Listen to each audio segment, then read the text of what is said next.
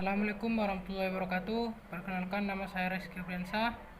Di sini saya akan menyampaikan materi tentang model teks laporan penelitian.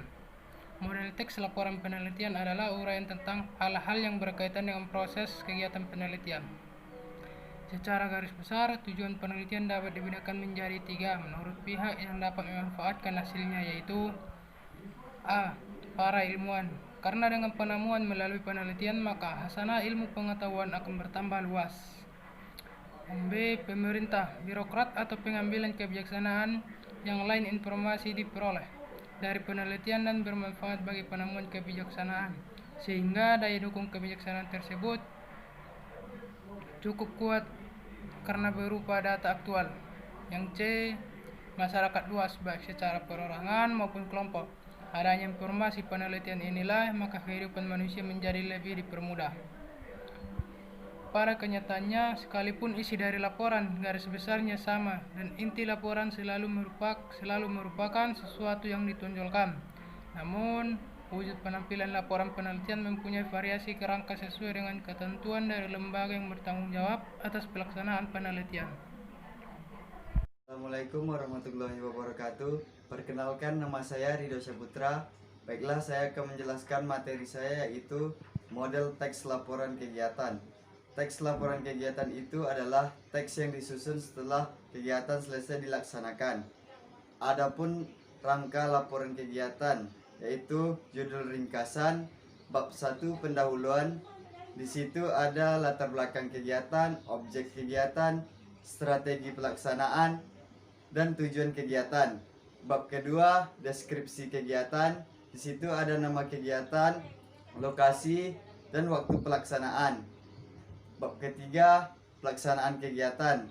Dan yang terakhir, bab 4, yaitu penutup. Di situ ada kesimpulan dan saran. Baiklah, sekian materi dari saya. Apabila ada kekurangan, saya mohon maaf. Assalamualaikum warahmatullahi wabarakatuh. Assalamualaikum warahmatullahi wabarakatuh. Saya Rio Agus Pratama. Di sini saya akan menjelaskan materi tentang menganalisis hubungan genre pada teks laporan penelitian. Menganalisis hubungan genre pada teks laporan penelitian dibagi menjadi beberapa bagian. Yang pertama, abstrak. Abstrak merupakan bagian paling penting dalam teks laporan penelitian. Pada laporan penelitian, abstrak adalah genre mikro yang berisikan ringkasan seluruh penelitian yang dilaporkan. Abstrak merupakan bagian yang paling penting dan tidak terpisahkan dalam laporan penelitian. Yang kedua, pendahuluan. Pada laporan penelitian, pendahuluan disebut tahapan yang berfungsi untuk menyatakan laporan penelitian yang telah dilaksanakan. Isi tahapan pendahuluan pada laporan penelitian dan makalah intinya sama saja, tidak ada perbedaan. Yang ketiga, landasan teori dan tinjauan pustaka. Tahapan landasan teori dan tinjauan pustaka memiliki dua hal yang berbeda. Yang pertama adalah landasan teori yang berfungsi untuk menyampaikan landasan teori yang digunakan untuk memecahkan masalah yang diteliti. Dan yang kedua adalah tinjauan pustaka yang berfungsi untuk menyatakan perbandingan antara penelitian yang dilaporkan itu dan penelitian sebelumnya. Pada dasarnya, tahapan landasan teori dan tinjauan pustaka dalam laporan penelitian dan proposal itu sama saja, terutama untuk sub tahapan tinjauan pustaka. Formulasi bahasa pada tinjauan teori dan tinjauan pustaka sama dengan formulasi bahasa teks ulasan buku, terutama pada tahapan tafsiran, isi, dan tahapan evaluasi. Yang keempat, metodologi penelitian. Metodologi tahapan ini berisikan tentang penyajian dan teknik penelitian yang diterapkan pada penelitian yang dilaporkan, termasuk langkah-langkah yang ditempuh dengan mengambil contoh penelitian tentang kearifan lokal masyarakat. Yang kelima, hasil penelitian dan pembahasan. Ada dua tipe dalam penulisan hasil penelitian dan pembahasan. Yang pertama dijadikan satu bab dan yang kedua dijadikan dua bab. Ada dua genre yang digunakan dalam hasil penelitian dan pembahasan.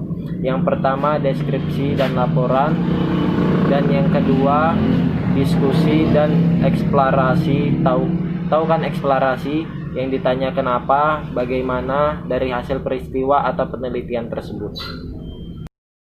Yang keenam, penutup. Biasanya bab-bab penutup itu bab-bab terakhir. Isinya yaitu ada kesimpulan dan saran. Tapi terkadang implikasi penelitian juga sering sekali dimasukkan dalam dokumen. Dalam penelitian itu ada dua genre yang digunakan. Yang pertama deskripsi dan yang kedua genre eksposisi.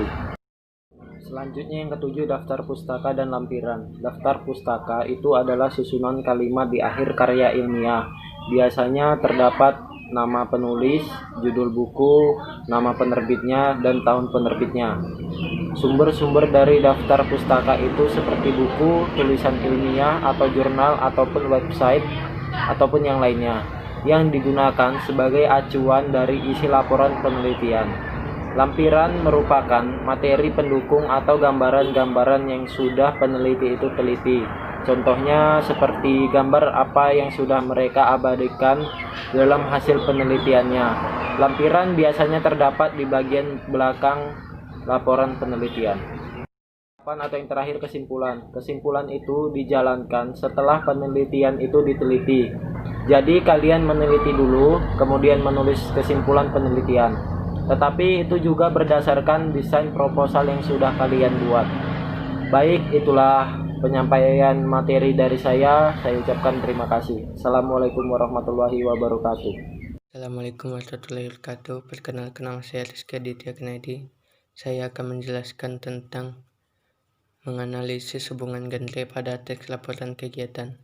Teks laporan kegiatan mengandung unsur yang memiliki hubungan, yaitu ringkasan, pendahuluan, deskripsi kegiatan, pelaksanaan kegiatan, dan penutup. Struktur ini terdiri dari tahapan-tahapan tertentu, direalisasikan oleh genre mikro dengan isi dan fungsi masing-masing. 1. Ringkasan. Ringkasan laporan kegiatan mengandung unsur-unsur yang yaitu tujuan kegiatan, deskripsi kegiatan, pelaksanaan kegiatan, serta saran. 2. Pendahuluan. Yang ditulis pada bagian ini adalah latar belakang kegiatan, gambaran tentang jenis dan bentuk kegiatan, tujuan, manfaat, dan strategi jenis dan bentuk kegiatan. 3. Deskripsi. Yang ditulis pada bagian ini adalah kegiatan, lokasi, waktu, dan pelaksanaan adalah orang-orang yang terlibat dalam pelaksanaan itu. 4. Pelaksanaan. Yang ditulis pada bagian ini adalah rangkaian tata cara pelaksanaan kegiatan. 5. Penutup.